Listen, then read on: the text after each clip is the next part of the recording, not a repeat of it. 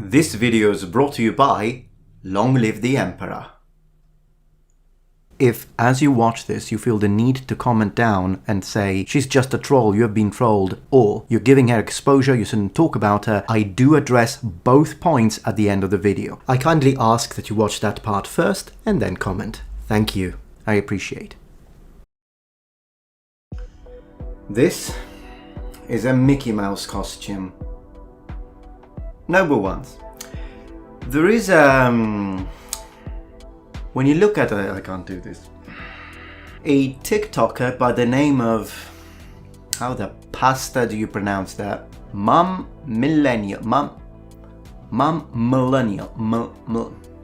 There is no I. There is no I. A TikToker has recently been going viral with a series of wild claims in her videos, such as ancient Rome didn't exist. Now, since the number of PMs I've been receiving about this literally challenges the very definition of the word spam, I've decided to address it. How many videos did I make about ancient Rome? All for nothing, mate. Do you know what this is? This is an Imperial Gallic Type H, you say? Wrong. Do you know what this is? A Montefortino helmet made of bronze? Wrong. It's Disneyland, you silly! The academics have been lying to you. Considering what I've seen about her so far and how she has very aggressively responded to other people's responses to her with specific attacks ad personam, I will be telling you what she said. You'll find links in the description below to double check every single thing I say she said. But before starting with the dismantling, I'd like to underline one thing. This is not an attack to the person, it's an attack to the argument. I believe the thesis she proposes is absolutely nonsensical. At first I even thought she was just a troll, but after watching probably 35 or 40 of her videos, no, she really believes it. Even though I am posting links to her TikTok, please don't go and attack her. I know some people have tried to do some doxing, which is absolutely a no-no. So let's keep it civil. Her attitude towards the people responding to her, people watching her content, people commenting, is rather despicable, however. So, I do condemn that. Mum Millennial, if you do watch this video, let me show you how you attack the argument without attacking the person with class. Let's see what Insider has to say about this. A history TikToker's viral claim that ancient Rome didn't exist is getting backlash from academics. No shit. A TikToker known for making videos about history on the platform has sparked debate among academics. She hasn't sparked debate. Her claims are outlandish, very easily refutable, as I will demonstrate on this video. Did ancient Rome exist? What do you think? Just say Julius Caesar. Yeah, that's it. Julius Caesar. That caught your attention. You know what, let's go check her TikTok. As you go through her TikTok, you can already see what we are dealing with here. Let's begin with a video titled Trajan's Columns is Catholic Propaganda. Sure, I've got a minute. Let's talk about Trajan's column. This is the column in question.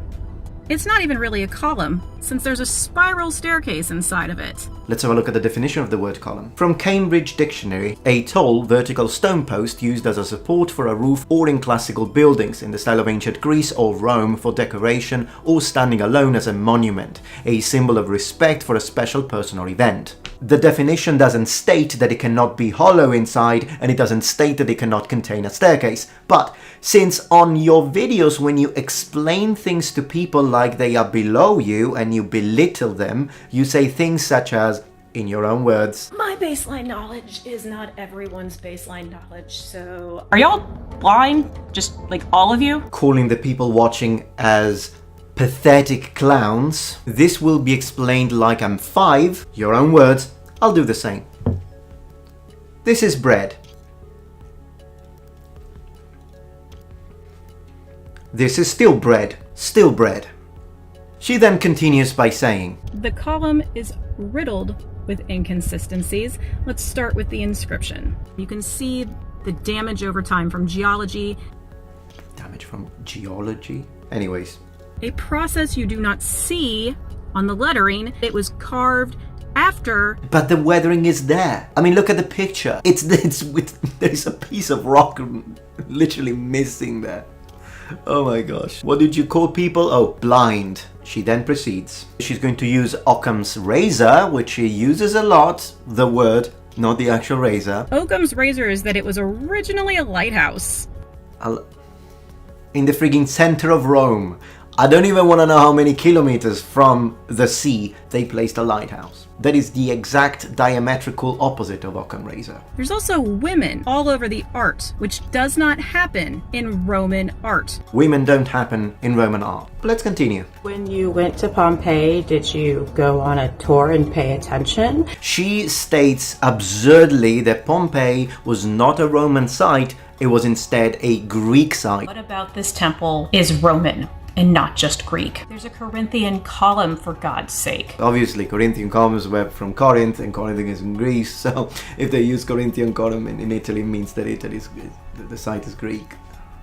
The Romans used Corinthian columns. Do you want to know what building the Romans used Corinthian columns in? The Colosseum.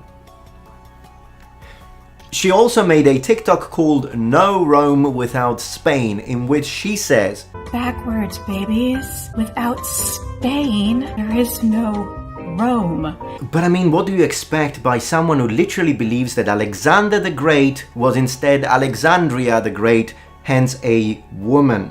And whenever people present pictures and representation of Alexander that show that he clearly was a man, she calls you a misogynist. You hate women, you white supremacist. And I love the fact that she even shows the armor, so the linothorax, saying, you see, it looks like a corset. Who used corsets? Women. So basically it was just a corset of metal. And then she goes on with her belittling and insulting. Here's the thing.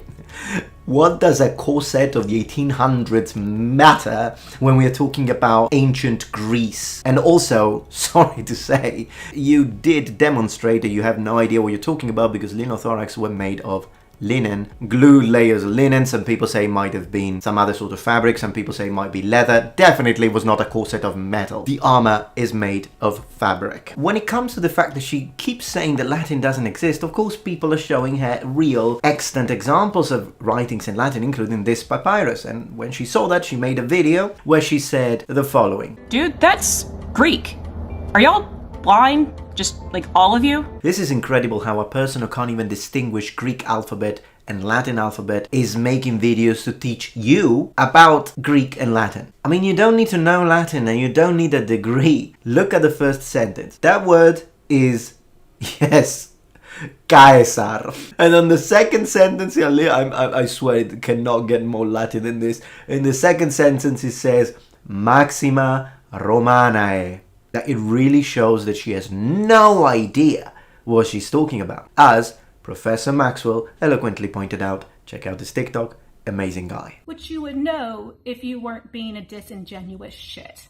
But now we reach the fulcrum of this video, the two videos in which she claims and states that Rome is a myth. It does not exist. Ancient Rome, it doesn't exist. This is really the best part, so you do not want to miss it.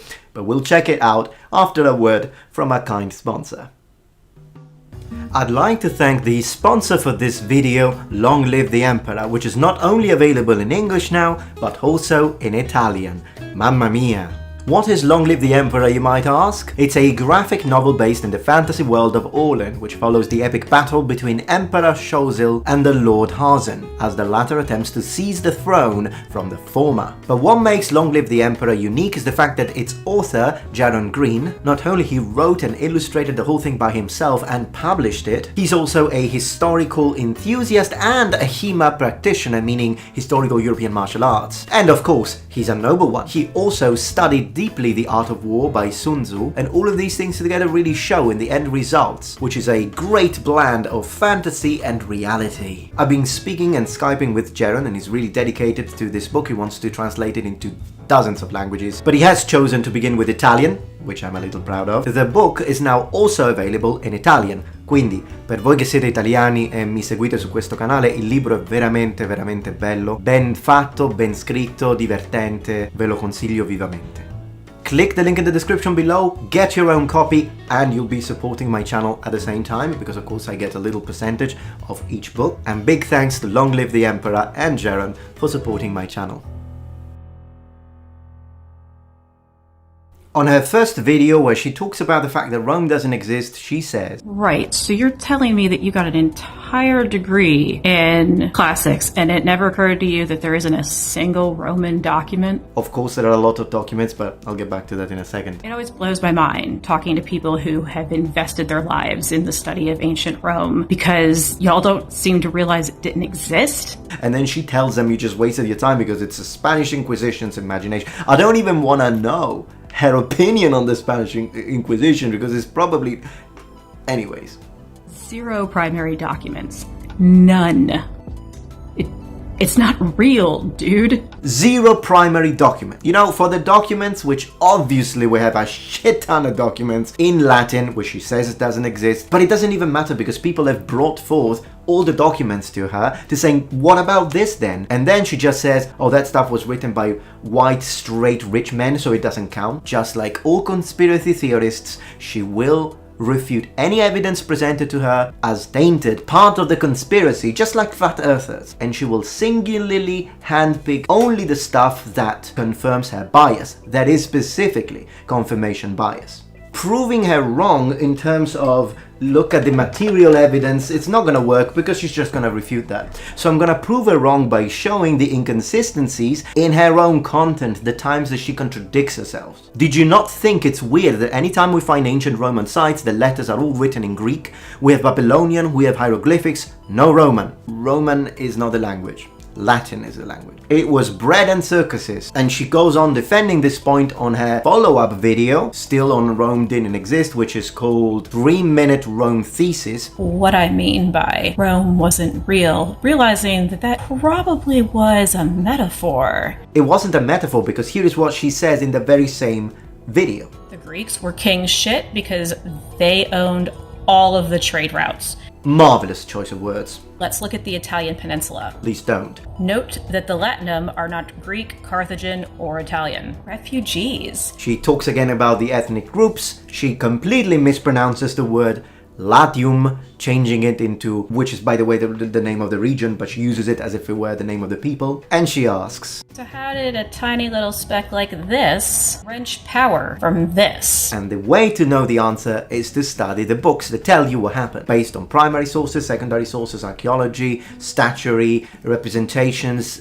peoples in the surrounding area, historians. No, she'll tell you the answer because she doesn't need to read the books. The answer is Climate change. climate change. And then she says, if you see a Greek building somewhere, meaning in Italy, and Italy was nothing, and instead it was all Greece, basically, because there are Greek temples in Italy. So it means it wasn't Italy, because there are Greek temples. And she gives this example. It's like seeing an American house in Argentina and say, this must be the United States, because that's how Americans build their houses. I mean, America, you've got a lot of space. It's all United States of America here. So I understand. You're like, the closest country so far away, not making fun of you. I understand. But as a European, Europe has a lot of countries, completely different, with different cultures and languages, all encapsulated into one space. So the fact that the Greeks have influenced the Romans in the way the Romans were building stuff is not a strange thing. We have been influencing each other. In fact, this happens in Asia as well. I mean, basically, according to your thesis, when you see a Chinese-looking pagoda in Japan, it means that then Japan is China. But what about the Buddhist statues that you find in China? Since that's originally Indian,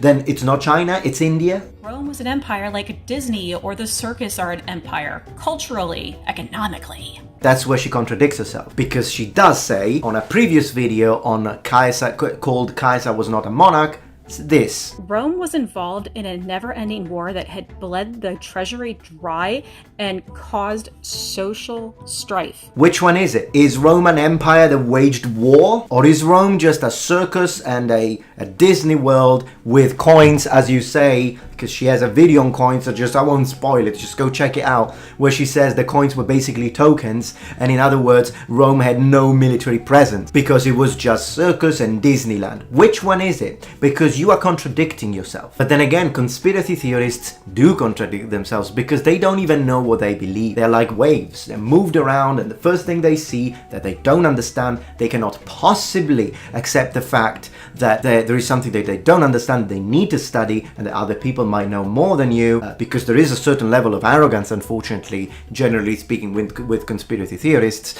And in her case, she also likes playing the victim and saying that only white straight men disagree with her. And of course, archaeology is wrong because it was created by white rich men and white supremacy and all of that. Now, before closing, as I promised, I'd like to address the beginning part. So, people who say it's just a troll. Troll has a different meaning now. It used to be just someone flaming for fun or for views, but generally speaking, like a joker. So in the first sense, she's not a troll. She's not just doing it to provoke a response. She creates also content that targets other people. It's not playtime trolling. If it was playtime trolling, I would have left it. The reason why I don't think it's a joke and she actually believes this stuff is because she has attacked other TikTokers personally. Someone really cool like Minuteman, who made very good response videos, and this guy too. She digs dirt on them and tries to discredit them. That's slander, that's harassment. Insulted the professor, as I showed you before. Secondly, on the fact of giving her more exposure, that's why I waited. This is kind of old in internet terms. I didn't jump on it right away. She already has the exposure inside her. TikTokers with over 1 million followers have already talked about her. She's everywhere, she's all over the place.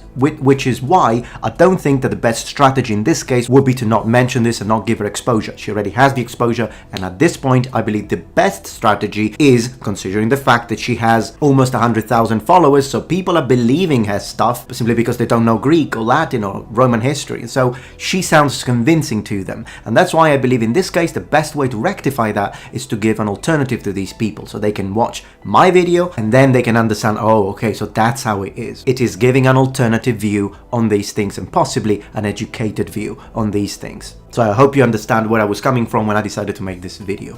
Thank you. And of course, because I mentioned this man, and while I'm at it, Dr. C, another great guy on TikTok, she's obviously gonna call me a misogynist because I'm praising men and I'm attacking a woman. But here's the thing, I'm not attacking you, I'm attacking your argument, and arguments don't have gender. It does not matter if a great explanation or a bad explanation come from a man or a woman. And if you feel that it is important whether an argument was brought forth by a male or a female before you evaluate said argument, and that will then influence your judgment on that specific argument, then that's sexist. Alright, number ones, well I hope that you enjoyed this video. If you did, please remember thumbs up, and if you're not yet members of this community, become a number one, subscribe to my channel for more content from the Metatron. Don't forget to check out the link in the description below and get your own copy of the fantastic book, Long Live the Emperor, and yes, long live the Emperor of Rome. Thank you very much for watching, and remember, the Metatron has spread his wings. Valete!